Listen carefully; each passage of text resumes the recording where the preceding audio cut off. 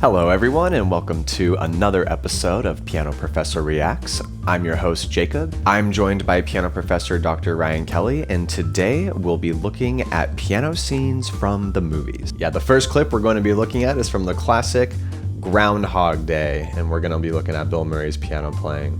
Love Bill Murray. Oh, and he's nice.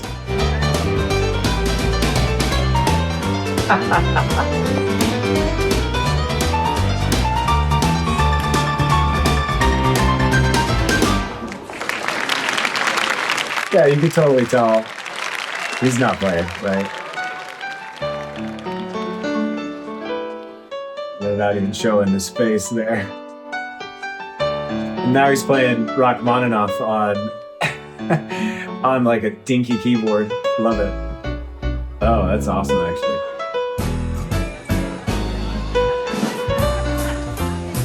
So he got his right hand to look like it was playing the rhythm to that melody.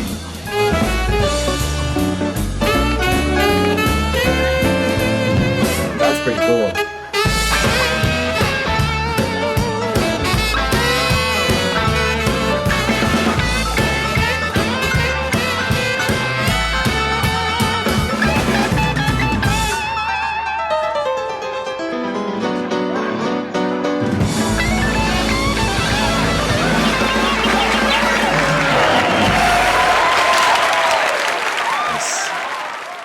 All right, so what do I think? I think that's like a B minus. I mean, it's definitely not like an F, right? I was impressed that he played the rhythm when the Rachmaninoff and Paganini variations kind of went from the old classical. I think he was playing it. So he was playing it in D major in this. I think the original's in D flat. If I'm wrong, people are gonna roast me, but I think the original's in D flat. So, yeah, I mean, I don't know. What do you think? He definitely has good musical instincts. Like, I think the way he was jamming, I like how he cut off the band and the band cut off. You see professional musicians do that, so clearly he's been around. I appreciated that, but I did definitely notice that anytime the music got really hard, the camera would like cut away from the hands. Good movie magic. They sold it for me. The part where he was kind of smiling at the girl, like in the audience, his like body language was not that of a piano player, especially not one that's like ripping. Yeah, the one that's ripping, right? One that's like improvising, playing a lot of notes. And that sounded like a fairly good blues player at the beginning of that. Yeah, I thought that was solid.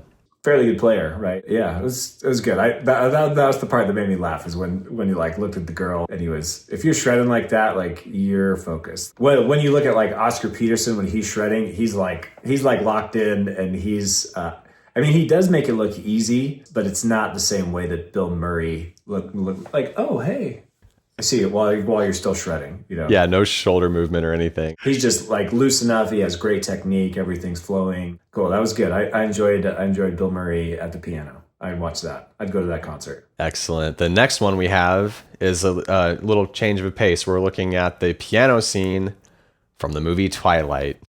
Ooh, very nice. Very nice.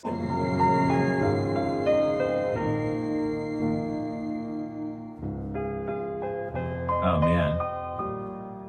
She's just watching him on that white couch.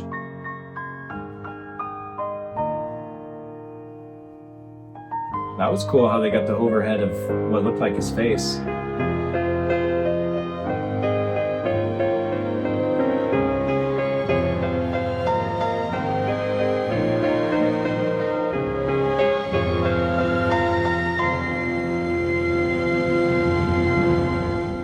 Okay, that was interesting. That kind of looked like he was playing it. Yeah, I agree. When I saw that one the first time, I was like, yeah, there's no way. But yeah, there's shots of the hands, and then it pans up to the face. And I know in movies they can replace a face, but I don't know if Twilight had the budget for that. I think they just like, yeah, Robert, you got to learn how to play this a little bit.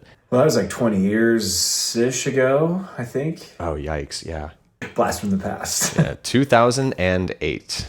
I wouldn't be surprised if he like could kind of sort of play it. I'm like looking at his body language and I'm like, I don't think it's sounding like that. But at the same time, I could almost like look at a video on mute, right? And look at the way somebody's like body language is as they approach the piano and kind of tell if they know what they're doing or not. There is good movement and correct movement, experienced movement. Good sound follows that. I agree. So how are you feeling about Robert Pattinson's movement there? Do you think he was playing with tension? No, I mean, he's very like locked in. There's no back and forth. There's no like wrist movement. Everything's locked, and you don't create like good sounds like in an acoustic environment with locked wrists. Your shoulders are kind of like stagnant.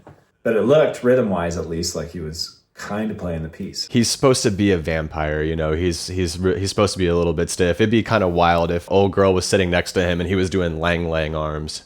Yeah, that's right. That's true. Yeah, he's a tortured soul vampire, sexy, mysterious. He has to have a beautiful white chair for his girl to sit on while he plays in an otherwise empty room. Yeah, with the window lighting and the smoke. Yeah. I do that. I mean, I get that, you know, play for my girl, put the fog machine on. Exactly. Can't play for your girl without a fog machine. It's like a waste of time. The next one we're going to look at is the all-time classic. We're looking at Amadeus.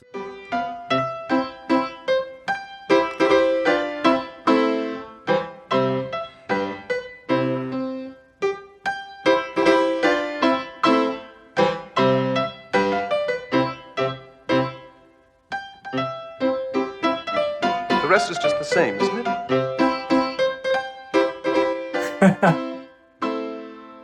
It doesn't really work, does it? Did you try? Shouldn't it be a bit more? Or this? This? Yes. Better? What do you think? That dude in the middle, his eyes.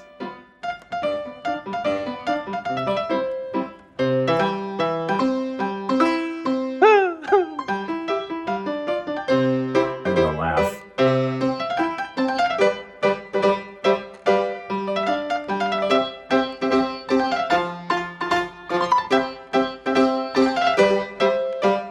He just keeps looking at him too.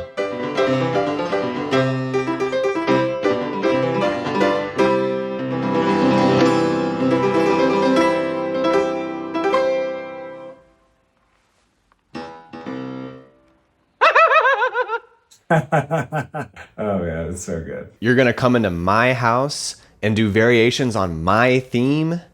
I don't think so.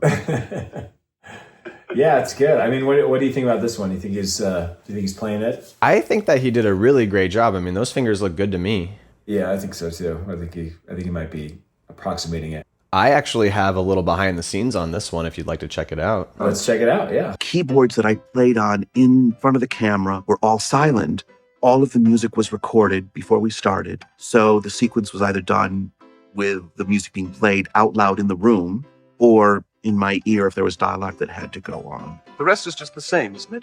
In the scene, it was such a surreal experience because the scene was staged so the actors were behind me. The keyboard is here. The only music is being played in a tiny little transistor in my ear. The keyboard is silent. I'm looking away so that if, when you lose your bearings, you can't find it because you can't hear anything. So it truly was a kind of schizophrenic situation. He never played piano, but he was spending like 3-4 hours a day for several months practicing the pieces which he had to play.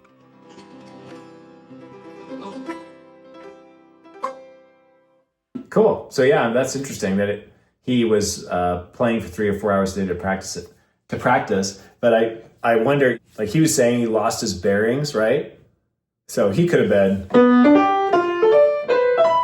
right? He could have been just doing whatever. And and like from that angle, you don't really know. Yeah, I wonder if they, for these types of movies, specifically hire editors that understand piano a little bit, just so that they can make sure that there's nothing, like they played the scale up and the notes go down. I swear, there's a scene in August Rush where he's playing the organ and either the notes he's playing go up and the sound goes down or vice versa.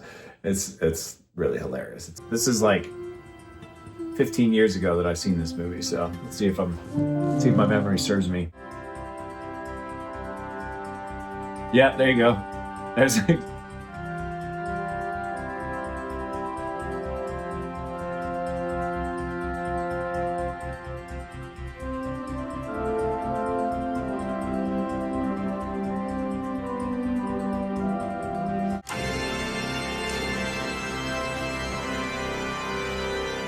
Whoa!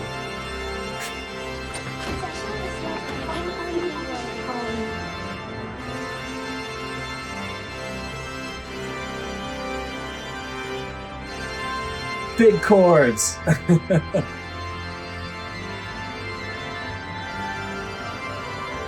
All right, he's shredding a little bit. Okay.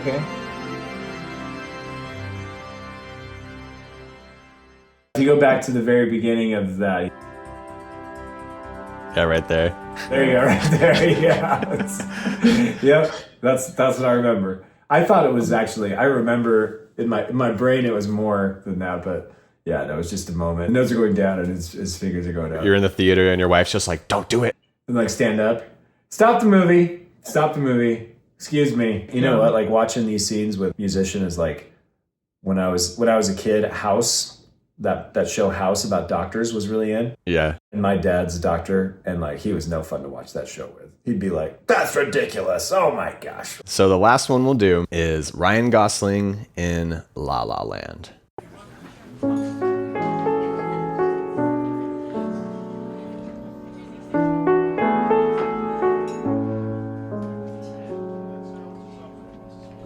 This song makes me want to eat like a gelato in Paris, not go to LA.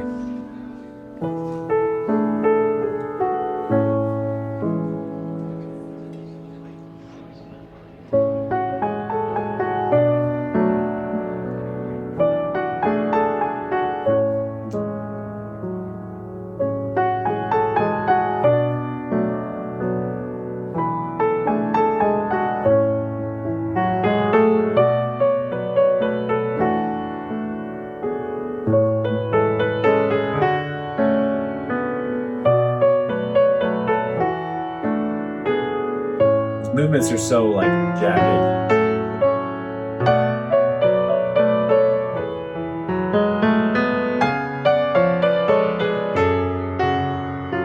Like dun dun dun.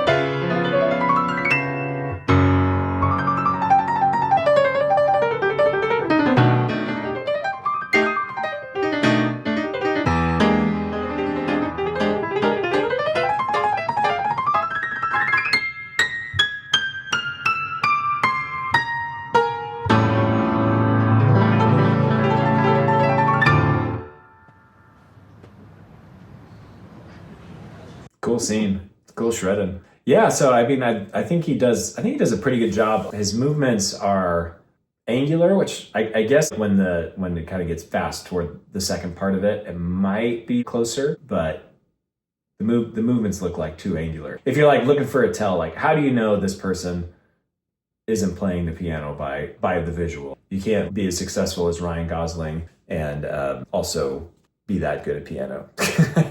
I thought that one was pretty darn good. In contrast to the Bill Murray one, they didn't really cut away from the hands at any point, and they were able to do all these like long shots. So I really like how they're able to just like take the camera, pan it to the hands, go up, show the face, and move it around. And instead of having to get everything in frame all at once, they do a really good job of showing you the parts that you need to see. I have a behind the scenes one on this one actually as well. You want to check that out? I'd love to see it. Yeah, I'd love to see what's his. How much is he really playing?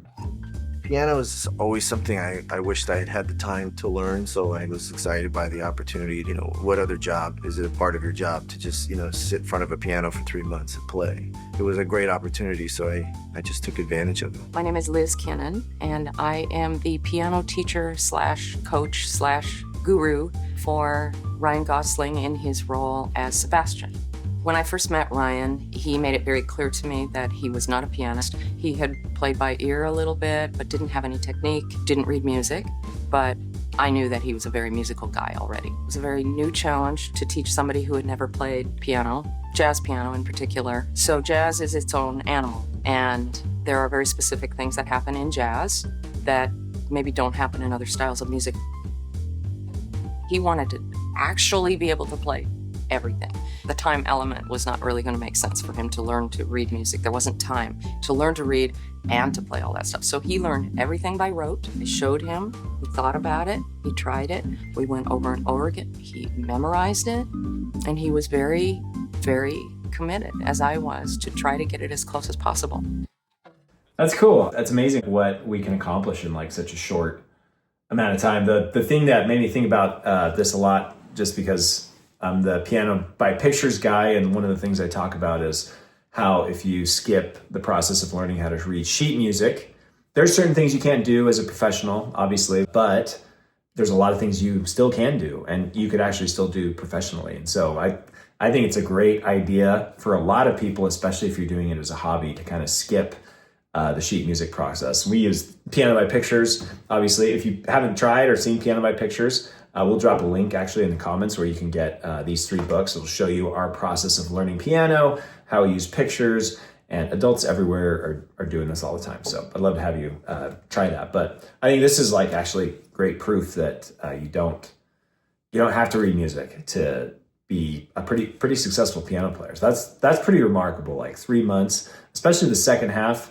I think 3 months. If somebody's playing the beginning of La La Land in A major, that one, right? That kind of stuff. I feel like I could get an adult and but the second part where he shredded, no way. I don't believe it. But maybe I'm wrong. Maybe he's crazy. No way. Yeah, it just shows what some grit and just doing it a lot can do. And, obviously a little bit of movie magic. Yeah, for sure. Yeah. And that's amazing. That's cool. And like, what a cool experience to not play piano at all and then like be forced. Like you literally have to learn how to do this in 3 months for this amazing role. Yeah, or at least look like you know what you're doing. Or at least look like it, yeah. But yeah, I thought that was interesting. You said earlier about you being the movie piano coach. I can see that as a trajectory for you. I mean, clearly that's it's a role that exists, Yeah. Dr. Kelly, piano teacher to the stars. It's got a nice ring to it.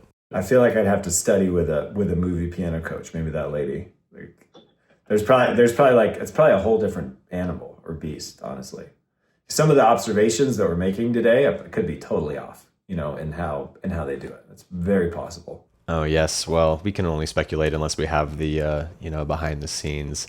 I couldn't find one for Twilight. I did look. It's because Robert Pattinson's like, I played that, guys. One take. One take. I wrote it. Yeah, I think it's remarkable. All these people who maybe aren't piano players, but either are playing the piano or can look like them.